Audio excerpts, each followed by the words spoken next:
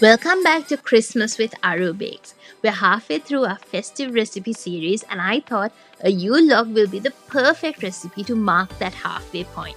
So let's get straight into it. To make the sponge, first mix the dry ingredients together. Add flour, salt, baking powder, and cocoa powder into a bowl and give it a mix with a whisk to combine everything. Notice how I cut the top of the spoon when measuring baking powder. That's always how you should measure a teaspoon, otherwise you end up adding way too much. To your mixing bowl, add the eggs and sugar with a dash of vanilla.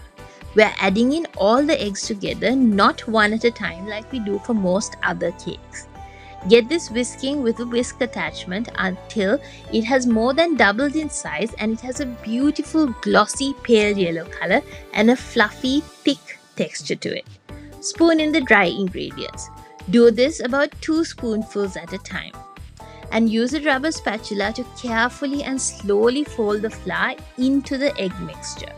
Once the first bit of flour is incorporated in, then add in a bit more and keep doing this until all the flour has been added in. You have to be gentle when doing this because you don't want to knock out too much of the air that you incorporated into the batter when you whisked it. Use a rubber spatula to almost just lift the batter up from the bottom and pour it on top, rather than vigorously mixing it. Once the flour has been added in a separate bowl, whisk together melted butter, sour cream or curd, and a couple of tablespoons of milk until it combines. And then pour that into your batter as well. Fold this in until about 80% has been folded in. And then take the whisk and just whisk the rest together until everything is well combined. It should be a smooth, runny, chocolatey batter like this. Dab the baking pan with a little bit of the batter so that the baking paper sticks to the pan. Pour the batter into the lined pan and smoothen it out until it's nice and even. Put this in the oven and bake at 170 Celsius for about 20 minutes until the cake is springy to the touch.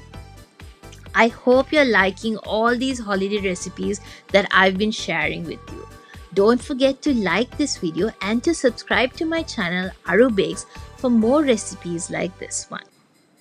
Take your cake out of the oven and let it cool down ever so slightly, maybe for about 5 minutes, and then we have to roll it into a log while it's still warm.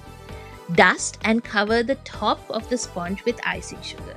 Keep the baking tray on top and then carefully flip the cake over. Peel the baking paper off and dust the other side with icing sugar as well.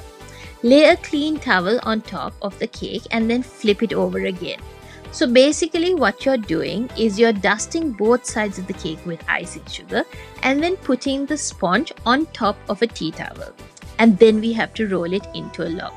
Now I'm going to show you how I did this. But I made a little bit of a mistake. So just watch this bit of what not to do and then I will show you how I made this last year and for what you should do to actually roll it. Where I went wrong was I didn't roll the tea towel into the cake. Instead, I just used it to roll and wrap the cake with. This is what you should do.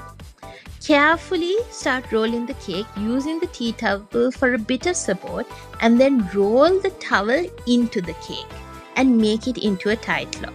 Basically what it does is it stops the cake from sticking to itself because once this chills, we have to unroll it, ice it and roll it back. Now having said that, if you do make the same mistake, don't fret because it is fixable. The best thing about cake is that icing and decorations can help cover up a lot of sins.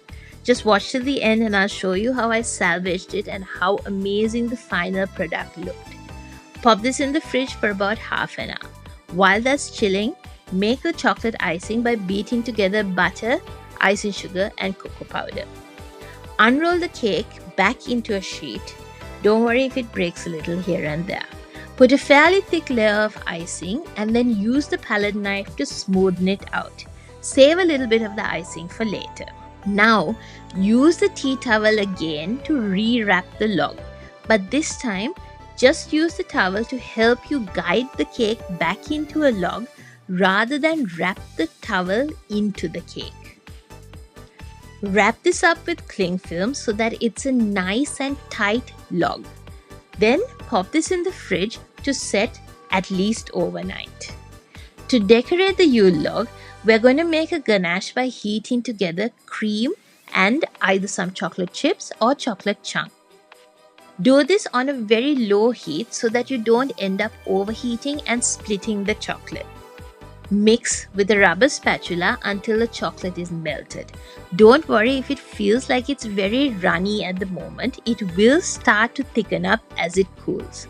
Let this cool down for about 15 minutes or so. Now comes the fun part, decorating our Christmas Yule log. Unwrap the cake and then cut off the two edges so that you have a nice sharp end bit. See, when you look at it, even now you can't say that I messed up the rolling part of this. And then at around a quarter of the length of the log, cut but at a slight angle. Take the cake board or dish that you're serving this on.